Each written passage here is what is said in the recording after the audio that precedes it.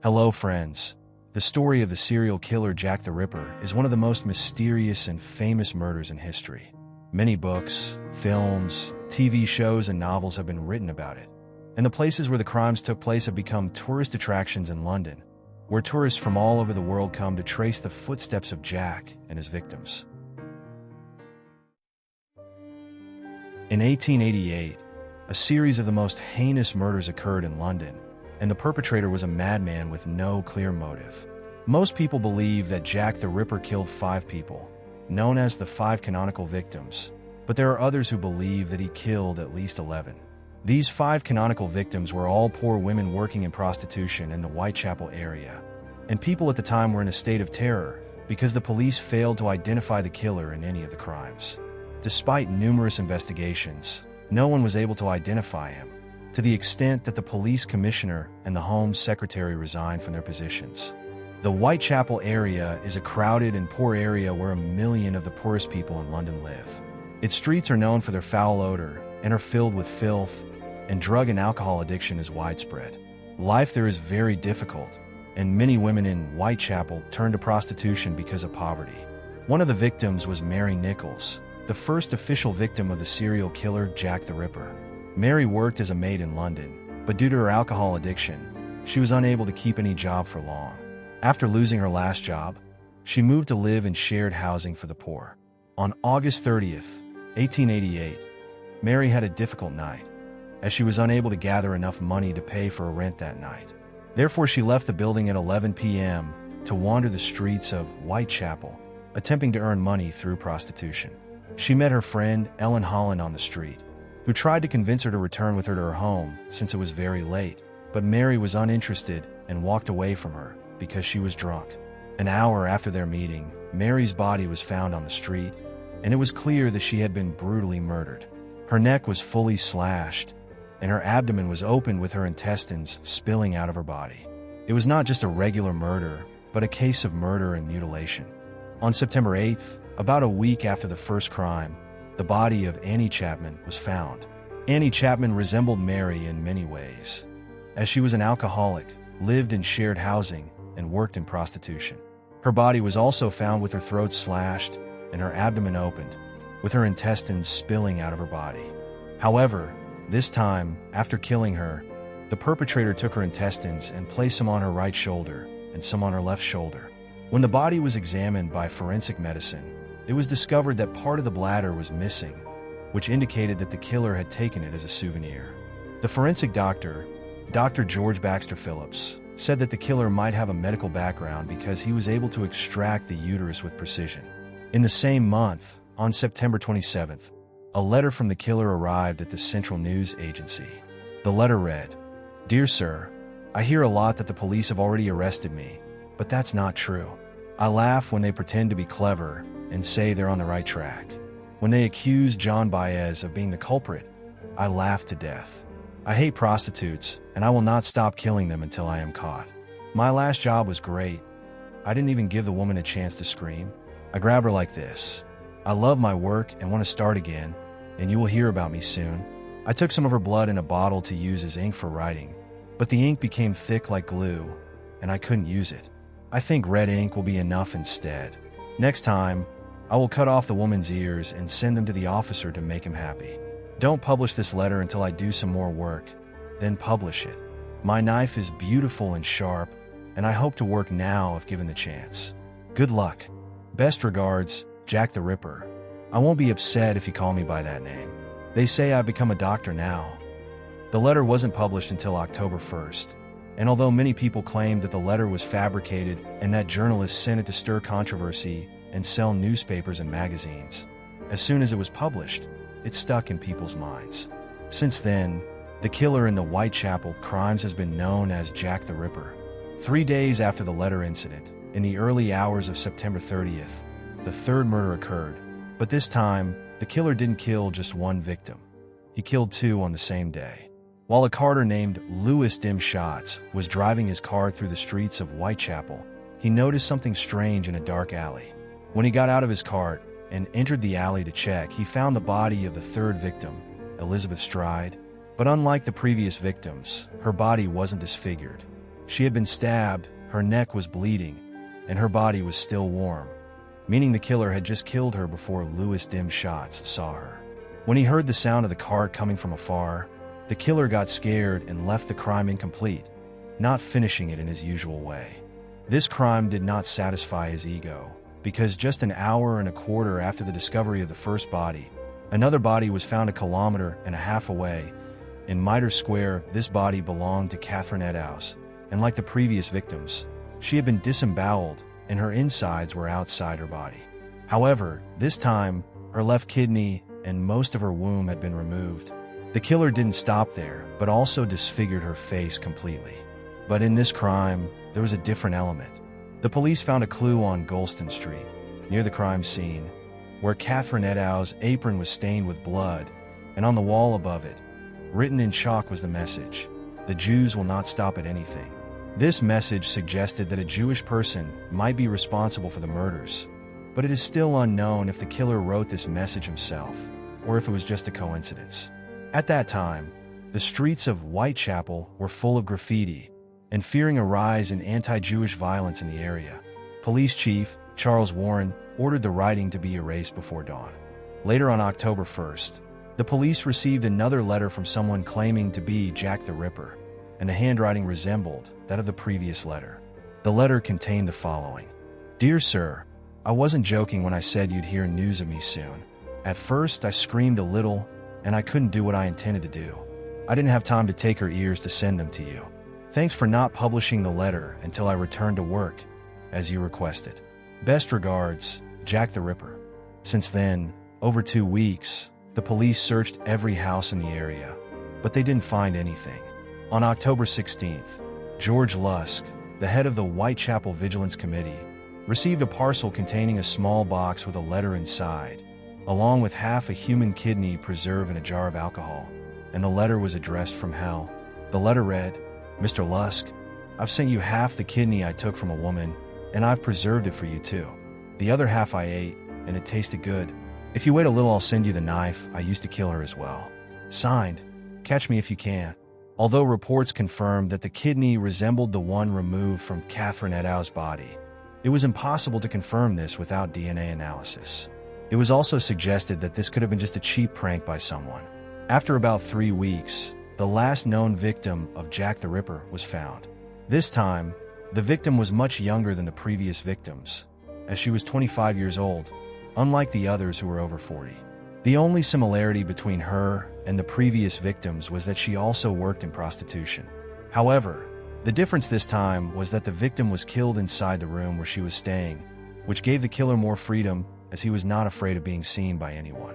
The last person to see Mary Jane Kelly before her death was named George Hatz around 2 a.m. when she asked him to borrow 6 pennies. He told her he had no money, so she left him and walked away. From a distance, George saw her talking to a stranger, taking his hand and walking with him toward the street where she lived. George described the man as neat and cheerful, appearing to come from a different social class. He was wearing a fur-trimmed coat, long black trousers, black leather shoes, and a jacket with a gold chain hanging from it. George's description helped reinforce the theory that the killer belonged to the upper class. The next morning, Mary Jane Kelly's body was discovered. The landlord, John McCarthy, sent his assistant, Tom Boyer, to collect the rent from Kelly, and when he arrived at 11:45 a.m., he knocked on the door but received no answer. After growing tired of waiting, he looked through a broken window and saw Mary Jane Kelly lying on her bed, severely mutilated. He ran and immediately informed the police. When the landlord was questioned, he said, "What I saw is something I can never forget. Clearly, what did this is the devil, not a human." Kelly was lying in the middle of the bed, her neck cut down to the vertebrae, her face so disfigured that no one could recognize her. Her abdomen was open, and her internal organs were removed, but this time the difference was that her heart was missing from the crime scene. Although the newspapers at the time suggested that Jack the Ripper had a medical background, the forensic doctor Thomas Bond had a different opinion. Despite the disagreements among researchers, Mary Jane Kelly is considered the last official victim of Jack the Ripper. All assumptions point to the crime's ending because the killer either died, emigrated out of London, was imprisoned, or went insane. The crimes of Jack the Ripper put the London police in a major dilemma, as they had no experience dealing with such crimes. Additionally, the investigators found no clues left behind by the perpetrator. Moreover, the crimes occurred in one of the most dangerous areas of London at the time, and there was a lack of trust between the residents of Whitechapel and the police, which significantly hindered the investigations. This, along with the hundreds of letters received by the police and the press from people claiming to be Jack the Ripper, most of which were of no value, whether from individuals trying to spread fear on the streets or journalists seeking to boost newspaper sales. Initially, the police suspected that the crimes were committed by a gang operating in the area, and that the women working in prostitution were under their control. Perhaps the gang had carried out these crimes because the women had not followed their instructions or threatened other women in the same field, especially after a similar incident occurred a few months before Jack the Ripper's crimes began. On April 4, 1888, a person believed to be one of the suspects attacked Emma Smith while she was walking down the street, injuring her face and cutting part of her ear. Although some considered her the first actual victim of Jack the Ripper, it is considered somewhat unlikely. Initially, Emma survived the attack, which is different from the other victims who died. When she was questioned, she stated that the people who attacked her were 2 or 3 men, not just one, which led the police to abandon the idea of a gang being behind the crimes and focus their investigation on an individual criminal. In 1903, Sir Melville MacNagdon, head of the Criminal Investigation Department, narrowed down the list of suspects to 6 names, but most people were not convinced by these 6. However, the descriptions of the killer matched a larger number of people, so I will now present a list of the main suspects as Jack the Ripper. During the investigations, the residents of the area began to hear the name John Byes repeated among them. John was a Polish Jewish cobbler who worked in Whitechapel, and residents believed he was extorting money from the women working in prostitution. He would ask them for money, and when they refused, he would threaten to kill them. Although John's description matched that of the killer, he had proof of being in 2 different places on the nights when the last 2 murders occurred, which led the police to exclude John Byes from the investigation at the start. One of the initial suspects was George Chapman. Born in Poland, Chapman was training to be a surgeon, which was the main reason the police suspected him. He emigrated to the United Kingdom shortly before the crimes began, in late 1887 or early 1888. During the time the crimes occurred, he was working as a barber in the Whitechapel area. Inspector Frederick Aberline considered him one of the main suspects because, when he interrogated his wife, she told him that she had seen him leave at night and stay out for long periods before returning. However, despite this, there was no evidence linking him to the crimes, so they were unable to charge him directly. Nonetheless, the inspector's suspicion was somewhat justified. After these events, Chapman killed 3 women he had married by poisoning them, and in 1903, he was sentenced to death by hanging. Although he was guilty of killing his wives, some experts still suspect he may have been Jack the Ripper because of his preference for using poison in his murders. The third suspect, Francis Tumble, was an American of Irish descent. He was a con man and claimed to be an Indian herbalist in America and Canada. While in Boston, one of his patients died from his prescriptions, but he managed to escape punishment.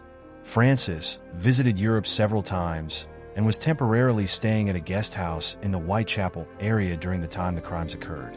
The reason the police suspected him was that he was known to have a general hatred for women, especially for prostitutes. He was also known for holding men-only parties in Washington, D.C., and sometimes displaying a collection of preserved female genitalia as a kind of valuable collection. On November 7, 1888, shortly before Mary Jane Kelly was killed, he was arrested for homosexuality, a crime that was illegal in England at the time. However, he fled to New York, and afterward, the American press began writing about his potential connection to the Whitechapel murders. The United States did not extradite him to England, and to this day, Francis remains one of the suspects as Jack the Ripper. The fourth suspect, Aaron Kosminski, was a Polish Jew who emigrated to England around 1880. Aaron was also a barber during the time the crimes occurred in Whitechapel. The reason the police suspected him was that he suffered from severe mental illness. After the last murder, Kosminski was admitted to a mental institution, where he remained until he died in 1919. He suffered from auditory hallucinations and delusions and never bathed. Although the police considered him one of the prime suspects, there was no evidence linking him to the crimes. But over 100 years later, something happened that revealed the most significant evidence connecting Aaron Kosminski to the murders. In 2007, writer Russell Edwards bought a bloodstained shawl at an auction. The shawl was said to have belonged to the fourth victim, Catherine Eddowes, and was the one she was wearing when she was killed. Russell enlisted a molecular biologist from the University of Liverpool to analyze the DNA on the shawl. By comparing the DNA on the shawl with the DNA of Catherine Eddowes and Aaron Kosminski's relatives, a match was found. However, the problem was that the mutation used by the scientists to determine the match occurred in 1 out of every 290,000 people. Therefore, the DNA might have belonged to someone else. In the end, the match was not 100% accurate, as the mutation existed in 99% of European individuals. The fifth suspect was Montague John Druitt, a lawyer with an uncle and cousin who were doctors. Montague was generally interested in surgery, which was considered the main reason the police suspected him. He also lived with his cousin in an area near where the crimes occurred. Almost a month before the first murder, his mother became insane and was admitted to a mental asylum. It was also found that he had written in his diary, "I fear I will become insane like my mother." Sir Melville MacNagdon, head of the Criminal Investigation Department, mentioned in his report that Montague's family themselves suspected him of being Jack the Ripper. Additionally, his body was found on December 3, 1888, near the River Thames, which further increased suspicions about him, especially since the crime stopped after his death. The sixth and final suspect was Joseph Barnett, who was said to have lived with Mary Jane Kelly, the last victim. He claimed that he loved her and wanted to marry her, which makes him one of the suspects in the case. In fact, on one occasion, when asked about her, he said that she was his wife even though she was only living with him and was not his wife. Joseph also hated Kelly's work in prostitution and made great efforts at his job to ensure that they could afford to live together so that Kelly wouldn't have to go to work. Once when Kelly stopped working in this profession while she was living with him, he said that he wouldn't have let her need to do that. Many suspect that Joseph committed the crimes to scare Kelly into stopping her work.